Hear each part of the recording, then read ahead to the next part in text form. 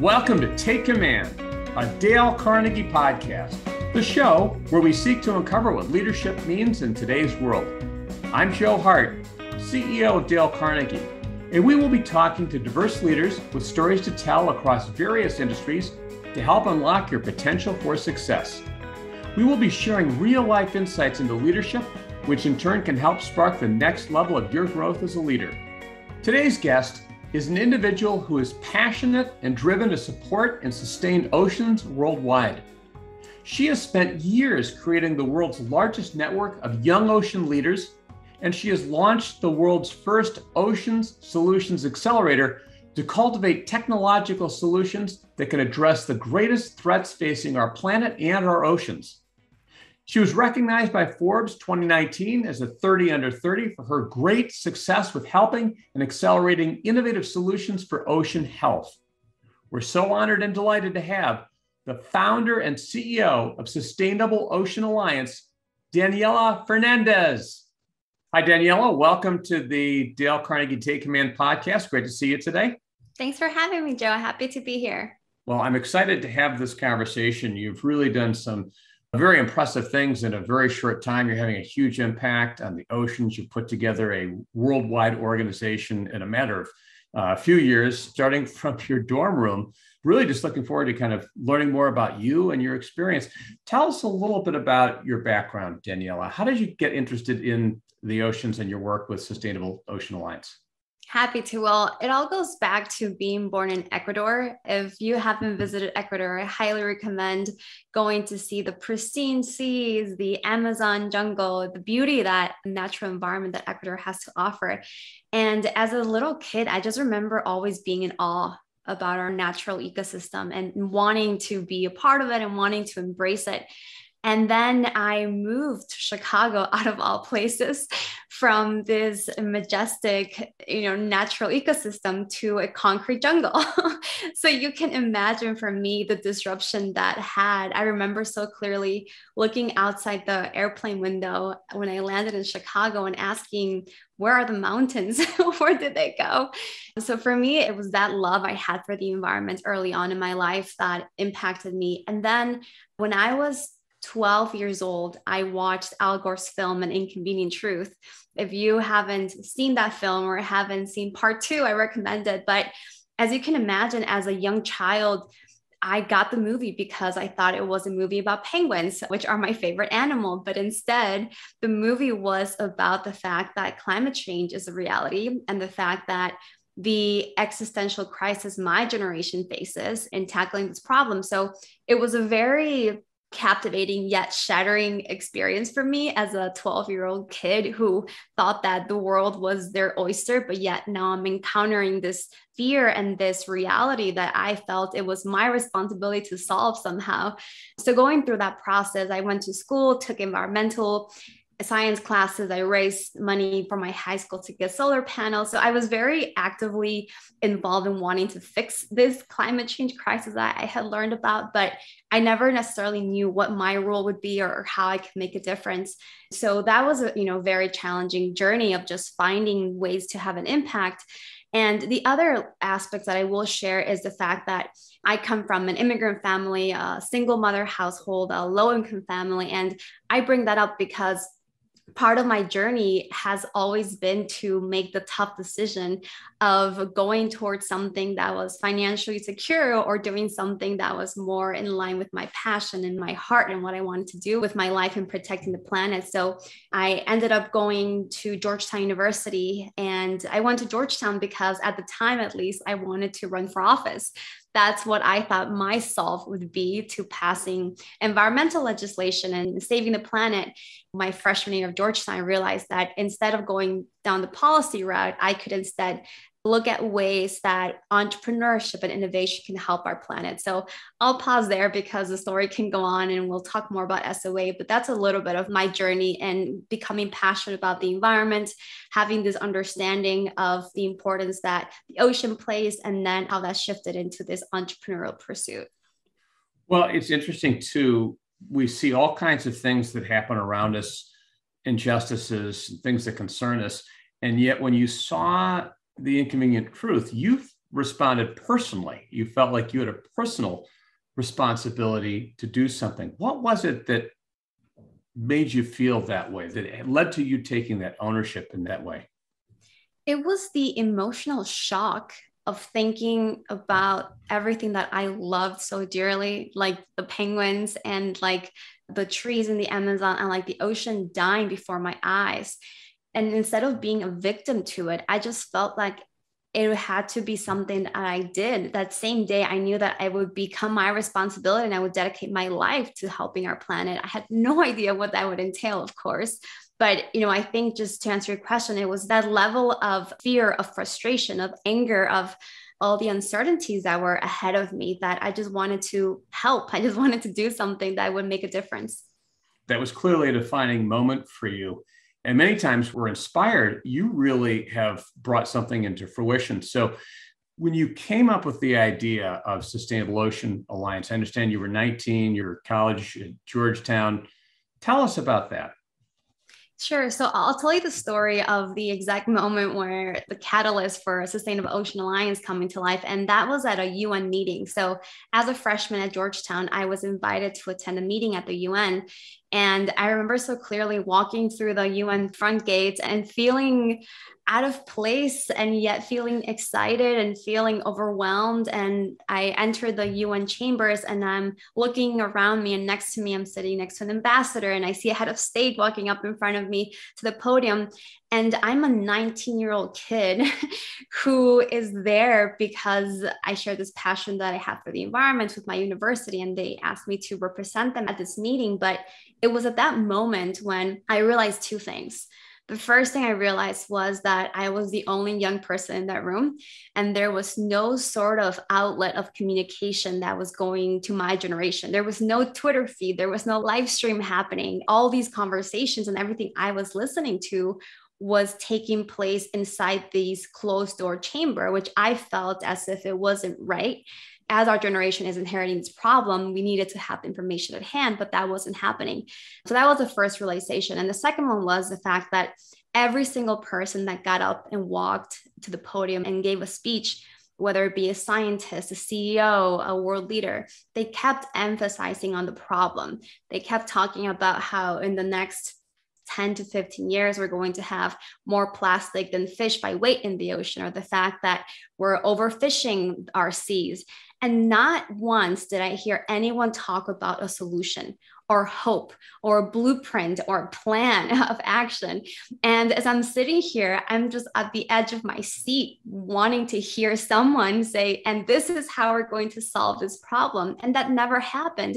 So that was the second takeaway I had, in the sense of, what if I could build a platform where, one, I could bring together my generation with world leaders, and two, where we could all focus on solution-oriented innovations and projects. And that was the time when I realized that I had to build something, and how SOA came to be. It's interesting. This podcast is about taking command. It's about action and being action-oriented. I continue to be impressed at just how you're sitting at the UN, you're watching this, you're waiting for someone to talk about, well, I got the problem, but where's the solution? But then you went and did something yourself. It goes back to that sense of responsibility. I remember also thinking that I could easily take a picture, a selfie at the UN and post it on social media and call it a day, which I'm sure it's what a lot of my classmates would have done. Or I could take what I had heard, which was a privilege, and share it with my community, with my generation. And so for me, it was that sense of taking command of what I had seen, but it's also, again, like that level of weight that I feel on my shoulders every time I encounter something like this, whether it be an opportunity or whether it be a shock that I have. And then going back to my campus at Georgetown and deciding to put on the first ever Ocean Solutions Summit, which we hosted the next year. It really is around taking command of the vision that I had, the moment where I saw it before my eyes, what I could do. And more importantly, also knowing what I was willing to do to make it happen, and the risks that I could take, the responsibility that I had in hand, and also like thinking through, how can I take command of my own actions to follow that through? Were there ever times that you felt deterred? I mean, because you sound like a very determined, focused person. You've got a vision, you've got this desire, you want to make a difference. Were there things that were there obstacles or hurdles that you felt like you had to overcome to make this happen? And were any of those obstacles within yourself? Did you have fear? Did you have anything that you'd say, boy, I really had to overcome this? Oh, there were many. And I'm sure you'll hear this from every entrepreneur, but I'll start with the internal. I love to say that fearlessness is not the absence of fear, but rather it's looking fear in the eye and still having the courage to act upon it. And to me, that's what I felt. Of course, I was afraid of starting a new hub at the time at Georgetown. I was afraid of the responsibility that I had and how it could affect my schoolwork. There were so many fears that came up in my mind. But at the same time, I just also wanted to see this through because I believed in myself, and having that self-awareness in me, knowing that I would put the time and effort into making this happen and that I could take the sacrifices, which meant not having that much of a social life in college, for example, not going out to parties or not, socializing as much was a big sacrifice that I had to make. So that was the internal aspect of it. Is a lot of fears came up, a lot of uncertainties, but just grounding myself back into that inherent belief I have in myself and knowing that if it were up to me, like I will make it happen is what kept me going. On the external aspect of it, I can't tell you how many people, after I pitched them my idea or told them about this vision that I had to, for example, for our first event, I wanted to bring Secretary John Kerry and I wanted to bring Sylvia Earle, who's an amazing renowned marine biologist and the CEO of National Geographic. And everyone thought I was insane because they asked me, why would they come to this university to speak to young people? And so I had a lot of people patting me in the head and saying, that's very adorable and good luck. Or whenever I talked about entrepreneurship and innovation, I also heard the opposition of policy will solve this. What you're talking about doesn't make any sense. So I think that it was important for me to hear people out and listen to their advice and guidance, while at the same time staying true to my own belief as to what would move the needle and to my own understanding of how the world could look like if my vision were to come to life. You clearly have a tremendous amount of conviction, and it sounds like that conviction, that belief powered you through some of the fears you might have had. What I also love about what you're saying is you dreamt big. It wasn't enough just to say, hey, we're just going to have a campus club. I mean, you wanted to have something that would attract world leaders, and you did. Did you have that conference, and did those people come? Absolutely. Of course they did. And every single one of the speakers showed up. And we also broadcasted the event live to multiple US embassies around the world, because I not only invited Secretary John Kerry to attend, but we also had a partnership with the US State Department to make this happen. So it was one of those moments where the domino just kept falling, in the sense that I have brought this vision and this need to the world. And there were so many other young people like myself who were hungry to learn more about the ocean space, who wanted to do something, but didn't have a pathway to make it happen. And really, that was the beginning of the building out of Sustainable Ocean Alliance, which is something that to me wasn't necessarily part of my job trajectory or my professional trajectory. I never set out to become a social entrepreneur or to build a nonprofit. It was the extracurricular I did in college. And then when I graduated, which we can talk more about, that's when I decided to make a decision of, instead of going down a traditional pathway of going into finance or consulting, like my friends did with my economics and government major, I instead decided to turn down all my job offers and take this risk of building out this nonprofit. Which was an incredible risk, and it's really turned out very well. I just want to highlight, I think so many times people are afraid of things. We're afraid to dream big. We're kids, we dream big. And then as we get older, sometimes we have fears. I can't do this because. I think it's really amazing that you didn't let anything deter you. And I think as people listen to our podcast, what might they learn from you to overcome things within themselves that would keep them from following their dreams? I would say that being self-aware has served me so well in life, because I asked myself those hard questions early on. Like, what person do I want to be? What are my values? What is the culture that I want to inspire in other people? And when I talk to my entrepreneurs now, instead of them focusing so much on their culture for their company, I tell them to start with themselves, asking themselves those really important questions that will define how they see themselves and who they want to be. And that self-awareness is key, Because if you don't have that foundation and knowing who you are, you can't move forward and build out your vision or whatever that vision might be. And then second of all, it also goes back to that belief in yourself, just having that confidence and knowing that if everything else fails, you'll still have the ability to rebuild yourself and, move on. I have that belief in me because of my childhood and seeing my mom, who's my role model, being a single mother and working multiple jobs to get us through and to make a living. I saw that the worst that could happen to me was that I would fail and I would end up, having to get a job and then go from there. So I think knowing that I came from not much and knowing that not much could be my reality again didn't scare me in a sense. And Justin gave me the liberty to go forth and take this big risk because I wasn't afraid of coming back to nothing because I knew what the journey was like and I knew I could take those steps to get back to where I started. Well, and it's great that you did because you were able to develop something. You talked about being at a crossroads, right? You had all these job offers, big job offers. You could have gone to Wall Street or all kinds of other places. You didn't. Tell us what happened next. Sure. So I remember walking across the graduation stage at Georgetown, and you have all the emotions of being happy and excited. And all my friends had a job at that point. I had nothing. I had no job security. I didn't have any personal savings. I didn't have any funding for SOA. But what I did have is this conviction and this feeling in my heart and soul that I had to continue pursuing my dream of building SOA. And thankfully, Georgetown gave me a 2-month internship to fundraise for the organization. So that was my savior in a sense that the university believed in me so much because they had seen the trajectory and the work that we had been doing with SOA that those 2 months after I graduated, I spent time just knocking on doors, asking foundations for funding, asking individuals for funding. And I received so many no's. That's the journey of raising capital is you get all the no's until you get that one yes.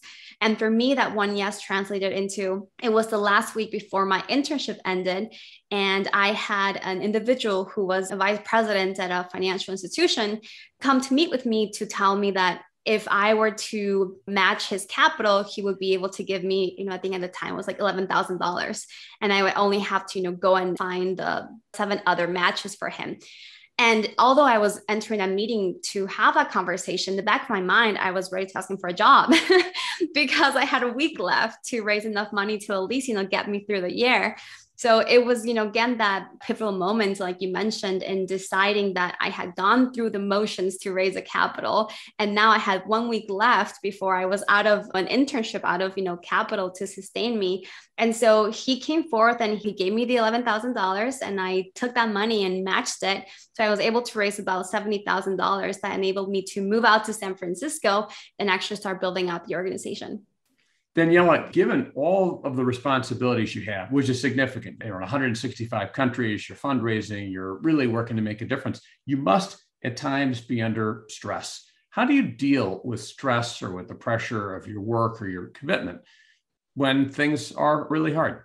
I really appreciate you asking that, Joe, because I believe that mental health is not talked about enough in this day and age, and especially around entrepreneurship. I've had a lot of stress. Anxiety is real. I think that being in the position that I'm in, I have to make time for myself and I have to force myself to find pockets in my schedule to actually meditate, to actually, take a nap or sleep early. And making that a conscious effort has been very challenging because all you want to do is work or all you want to do is perform. But I've learned that if you don't take those steps and you don't act on them, you are going to burn out. And I've seen the toll that mental stress and health problems has taken upon a lot of people in the space, a lot of entrepreneurs. And so I try my hardest to feel my body and to understand when I need a break, when I need some time away, when I need to just take the evening and relax. And it goes back to hearing yourself and acknowledging where you are. So I would highly recommend meditation, not just talking about it, but actually doing it. And I say that for myself because I oftentimes say, I'm going to meditate tomorrow. And then I have a call that comes up, but taking very concrete steps to be more strict around what will help you in your day-to-day schedule is really important. Is there something you do to hold yourself accountable? Because like you said, it's so easy to say, I'm going to exercise tomorrow. It's always tomorrow, right? I'm going to do this, but then it comes and it goes. So how do you make sure that you really hold yourself to doing that? Because it really is sustaining and we need to do that. Yes, I actually do have a trick or a hack for people if you're interested. So I have this whiteboard that I look at every day and I write out the routine that I want to follow. So whether it be drinking water every hour or, journaling or meditating, and I write up the routine and then in the column side of it, I write out each day so that I can see which days I did what. And at the end of the day, I hold myself accountable by saying, okay, today I got out 10 out of 10 because I did my 10 routines, or today I did 5 out of 10. But just asking myself and taking account for what happened in the day and reflecting upon it is so helpful, because you want to be better the next day. You want to be better than the following week, but having something that you can write down and look at every single day and that's staring at you while you're working to remind you of what you have to do is what's been helping me take those steps for my own mental health or for my own sanity. That's great. It's having something visible. It's funny. I know even for myself, sometimes the things that we did as a kid, if I do something, sometimes I'll literally give myself a star or something, some sort of recognition. All right, I did it, so, or even having a to-do list that you cross something off. I'm going to exercise today. I'm going to meditate today. I'm going to do whatever. So I also wanted to ask you a little bit about your mom. I know you've got a great relationship with your mom. You talked about you'd gone on a trip with her recently, and it sounds like she was a real inspiration in your life and really a guide for your leadership. Yes, my mom has been everything to me. She's been a cheerleader. She's been a support system, a sister, a mother. And I know that I would not have had the courage or the ability to do what I have done had it not been for her support. I'll tell you a very brief story. When I was graduating from Georgetown and had to make the decision of either taking that corporate job or moving on with SOA, the added layer to it was the fact that my mom, unfortunately, was unemployed at the time. So not only did I have to take this decision under the circumstances of my own aspirations, but also under the fact that I was caring for my mom financially. And instead of her pushing me towards a financially stable career, which I'm sure was the logical thing to do, she instead said, follow your dreams, do what's in your heart. Everything is going to be okay. Like, we're going to figure it out. So her having told me that made it feel okay and giving me the permission to follow my dreams instead of feeling the responsibility of having to make money was such an alleviating blessing for me, knowing that I could do this and that she would have my back and that I wouldn't feel the pressure of having to support us financially because everything was going to be okay. And just thinking back to that moment, it was one of those milestones and catalysts in my life, whereas who knows what I would have chosen had she said, no, I'm sorry, you have to make money because we need to. And the reality is that we did need money, but we pulled through and we see each other as a team, and we've always been there for each other in that way. Well, thank you for sharing that story, particularly as a parent hearing that story. It's a reminder to me of the role that we as parents, we know intuitively the huge impact we have. And yet when it comes right down to some of these important decisions, that complete love, that unconditional love, that support for our children ultimately can help them be what they're called to be. Yes. And even if your kids don't appear to be listening, they're always listening. There are moments in time now that I'm into adulthood that I have my mom's voice or her comments in the back of my head that I ignored or rolled my eyes at when I was a teenager. But everything she says is so real. And it keeps reminding me of how to be a better person, how to be a more organized individual. So to parents, I would say, keep it up and, your work will be paid off at the end when your kid grows up and you're the voice in the back of your head helping them become a better person. Tell us about SOA today, because that was in 2014, I think, when you started that, right? When did you start SOA? So I started SOA as a freshman in 2014. And so that was, very much a student-led initiative, but I formally launched SOA as a nonprofit in 2017 when I ended up moving to San Francisco. And now we have young people in over 165 countries. And so this means that we have young people actively working on the ground, building grassroots projects, whether it be planting coral reefs or planting mangrove forests, just restoring the ocean. And we've also made investments in 45 ocean technology companies. So these are the solutions that I was looking for back at the UN, innovations that are mapping out the ocean floor, because we know more about space than we know about the ocean. ocean, or innovations that are using seaweed as an alternative to plastic. There's so many innovations that are in the pipeline. So we've invested in them, we've supported them, we've given them access to mentorship and a support system. And then the other exciting thing for me is the fact that now we have about 30 employees.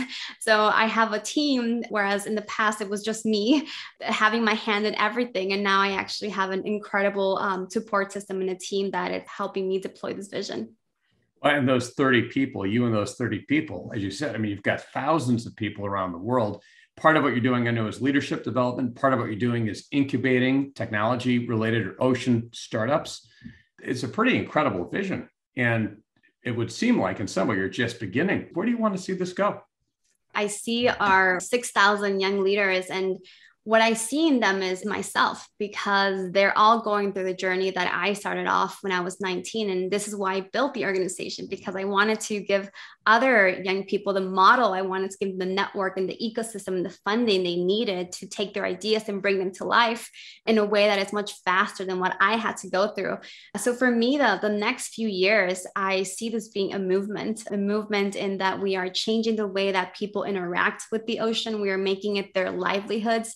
We are promoting this sense of responsibility and ownership. And instead of young people, or honestly, any person for that matter, feeling like they're a victim to what's happening to our climate crisis, or simply having the means to protest or donate, we want to send a message that you can take your skills, your passion, whatever it is that you have to give, and put it towards building something new, or join a project or join a startup that is looking to transform the way we do business.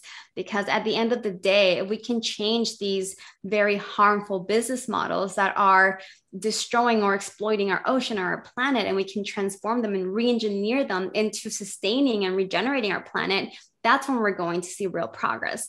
And that's the vision that I have, is just seeding all these different ideas and technologies and enterprises that can then be the next Fortune 500 companies, be the next companies that are making a lot of money, but at the same time, they're having that triple bottom line of return, of profit, and also of planetary support. And so that's my vision for the future.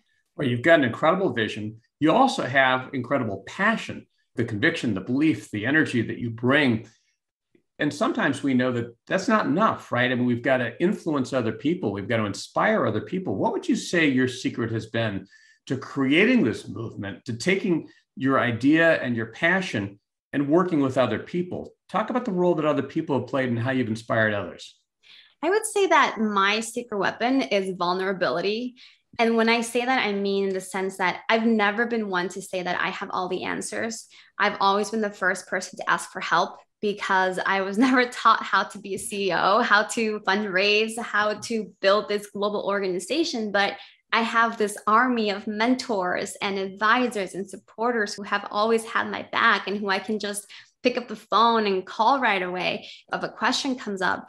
And to me, that's the reality of any new innovation or any new idea that comes to life, is you need that community.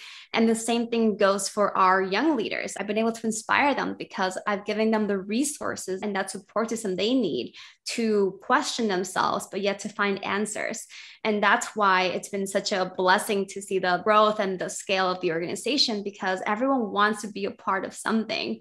And when you empower people to follow through their dreams and you support them, that's when magic starts to happen. And that's what we see in the eyes of all of our young leaders and entrepreneurs. They have similar visions, but if it weren't for a platform like SOA, who knows if they could pursue those visions? Who knows if they would have to take that regular consulting job that I also had to be confronted with. So it goes back to being vulnerable and being able to be real with yourself and with others, and asking for help when you need it. I mean, you're talking about vulnerability. Is there a time when that really crystallized for you, when you were in a situation with someone, or you had a time where you were vulnerable and you really realized that that could be, as you said, a superpower? I would say, looking back at all the risks I've taken in my life, and also with SOA, one of the stories that I'll share with you is it was just me all of 2017 and the beginning of 2018, until I found my colleague, Craig Dudenhofer, who is now our Chief Innovation Officer, who joined SOA as a volunteer. I didn't have enough funding for him. And at this time, I was running very low on capital. And the reality was that not only was I supporting just myself, but I also had promised the European Union to put on this big conference in Malta to bring 200 young people to Malta. And so it was an undertaking that I had to take on for myself. I had to continue raising capital, and I had this individual who was a volunteer expecting to get paid someday. So you can imagine the level of stress I felt in having that burden on me. So I had to be very vulnerable and transparent with Craig and tell him where I was and what was happening. And his reaction was, let's do this together. I'll come with you to Malta. I'll put this on. So he came out. We have another volunteer come out. And the reality was that we had such incredible plans, and the fact that we shared them so openly and so vulnerably with our funders, we were able to receive, some funding to go out to Malta. And, I share this story because at Malta itself, I also announced that we would be starting this accelerator program. And mind you, we didn't have any money at the time, but it was, again, this like conviction and this idea that I have that it would come to fruition, it would come to life, that enabled us to make that happen. And by the end of the year, I was fundraising. I was looking for, ways to bring in capital. And I found this individual called the Pineapple Fund that was an individual who was giving away millions of dollars to nonprofits in this space. And I emailed this individual, and it was, again, very vulnerable, open heart email saying, I have this vision, this idea, this is who I am, this is what I want to do. And I asked him for $1 million to make this happen. And the next thing you know, I kid you not, I get an email back from him the next day saying, Daniela, I love your vision. Here's $1 million in Bitcoin at the time to, put forth towards SOA. So it was the journey of potentially SOA coming to an end because I didn't have much, to being open with someone and having him support me in the summit, all the way to now getting $1 million that I was able to continue our journey through 2018 and beyond. What a great lesson too, right? You don't get if you don't ask. You were bold in what you asked for, and you felt maybe like you had nothing to lose, right? Absolutely. And I think that for me, it's having the bold aspiration, but yet knowing the follow through that you have to put forth and being able to challenge status quo. I never take anything as it is. I rather want to look at the world differently and challenge the world to build a better place instead of settling for what is. So I think it's that vulnerability and also that curiosity and the intellectual desire to shift things and make them better that has always driven me, in this journey. Awesome. Daniela, how would you define leadership? What does leadership mean to you in a sentence or two? I would define leadership by the ability to uplift and empower individuals to share your vision and to go on the journey together. And it's been such an amazing experience to see SOA enable that for others. Because now when I look back, I'm thankful that I built SOA because I see how many lives it's changed. I see how many projects it's been a catalyst for. I see how much funding has gone into the ocean technology space because SOA exists. And that's been the leadership lesson that I've received, in the sense that it's about empowering other people to be the best version of themselves and making sure that you can put all of your weight and support and all the lessons you've learned behind them. So Daniela, I know that you have read Dale Carnegie, that Dale Carnegie has had an impact on your thinking, and tell us about that. I would love to talk a little bit about my experience reading Dale Carnegie. I remember I got the book, How to Win Friends and Influence People, at a very early age. And I've been studying that book for a long time. I have notes on it and scribbles from when I was in high school and college, and I picked it up over a vacation recently. I love that we're doing this interview because that book has had such an incredible influence in my life, and just the practicality of the lessons that are taught through the book and the way that it makes you think about your future and the way that you could always look to improve yourself and how to speak better, how to put yourself forward in a better outlook, and how to influence people in a way that is congruent with your own values. To me, that's been just such an amazing lesson that I've taken with me throughout my entire career. And I would highly recommend anyone who hasn't read that book, among the other books that Dale Carnegie has put out, to check it out, because it has been one of those continuous study books that I hold on to. Well, it's great to hear that. Certainly it is an invaluable resource, and so many people talk about how the book or the courses have touched their lives. So thank you for sharing that. Who is someone who's inspired you to be the best leader you can be? I would say that I have a lot of mentors that have come in through my life, and someone who's inspired me. His name is Tim Shortfager. He's a former CEO of Nuveen Investment, and he's been just my mentor, my rock. And he's inspired me so much because he's always told me to invest in myself.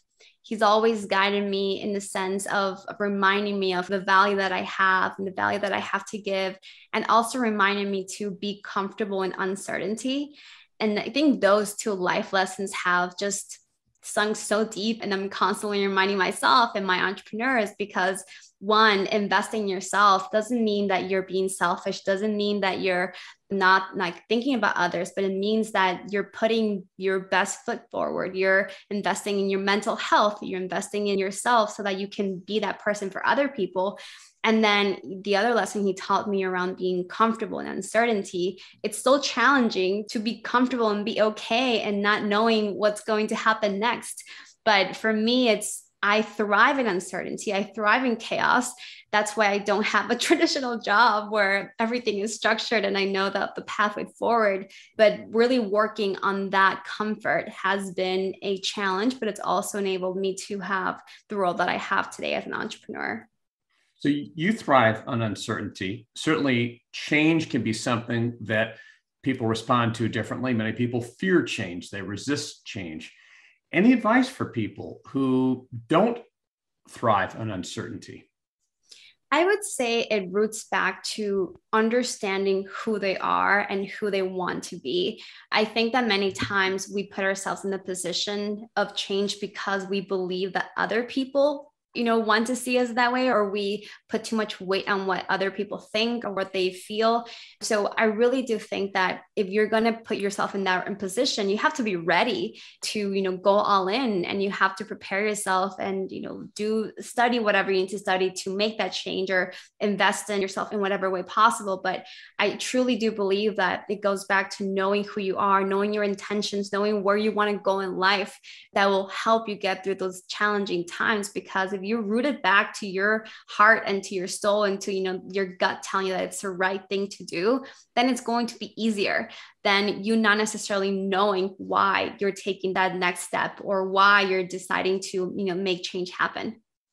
It's funny, I've talked to many amazing leaders around the world, and a lot of them say what you just said, which is that first we really have to be clear about our values, our principles, and the things that guide us. You could talk about it in terms of purpose. I mean, you have a clear purpose, something you're really committed to. Because that's so clear and so tangible to you, you're willing to push through anything else really to help make that happen. Exactly. And it's purpose. And, I don't like saying follow your passion, because for me, it wasn't a passion. It was a fear that I had. It was a frustration that I had. So find something that frustrates you and find something that you want to fix, and something that you can see a better world, something that you can look at and say, I can change this with my skill set and with my talent that I have. Just redefining the way that we say follow your passion, and to follow what makes you tick, follow what excites you. You can make money out of anything these days and age, through the internet. It's just a matter of how you want to define your life and how you want to define success. It doesn't have to be through the eyes of social media or through the eyes of other people. It has to be through your own eyes, because every day you wake up, like I do, I'm just so thankful and excited to do this work, but it really comes down to knowing in your heart what is right for you. Well, and in your case, it even goes back to just that experience you had when you were 12, and you really had this fear about what would happen to our planet and to our oceans if things continued as they happened to. So as you said, it's not just passion, but for you, it was also an impetus, a purpose, a drive, a conviction to really make a positive difference. Absolutely. And now we need so many more people to enter the ecosystem of entrepreneurship and of working for companies that are doing good for the planet. So we're entering this transformation in society where, thankfully, being an environmentalist or having a passion for saving the planet isn't necessarily a narrow scope. Now it's becoming the norm. So I invite all of the folks listening to think about what role they want to play in this world and what part of history they want to be in terms of how they're dedicating their lives and what they're doing on their day-to-day to either serve the protection of our planet or to harm it. So I think that reality is becoming more define and more crystal clear for people that it is a choice that you can make. And if they want to get involved with Sustainable Ocean Alliance, how do they do that? You can join at soalliance.org. We're always looking for mentors. So individuals that have a skill set and expertise that they want to share with our young leaders or entrepreneurs. If you're a young person listening, you can join our leadership program. If you're an entrepreneur that has an idea that will help the ocean in any way, shape, or form, you can also join us. And I'm also able to be reached at @DV Fernandez on Instagram. Awesome. Thank you. Well, Daniela, it's been a terrific interview. Is there anything else you'd like to leave for our listeners? The last thing that I'll just say is how important it is to be fearless in this day and age, and to be fearless by embracing fear, by knowing who you are, but also by staying true to your heart and your beliefs, and knowing that it's going to be okay at the end of the day, because you're the one who's charting the course of your own life. And we, in the back of our minds, even know what's best for us. So I'll leave it at that. And thank you for this amazing opportunity. Awesome. Well, Daniela, thank you so much. It's been great to have you here. I know everyone's going to love this interview, and I wish you the very best. Thank you. I hope you enjoyed this edition of Take Command, a Dale Carnegie podcast. Check out our resources page at www.dalecarnegie.com for more research, insight, and tools that will support your success in taking command of your leadership potential. If you enjoyed this episode, please consider rating it and subscribing to us on iTunes, Spotify, Stitcher, or wherever you get your podcasts. As always, thank you for listening, and we look forward to you joining us at the next episode of Take Command, a Dale Carnegie podcast.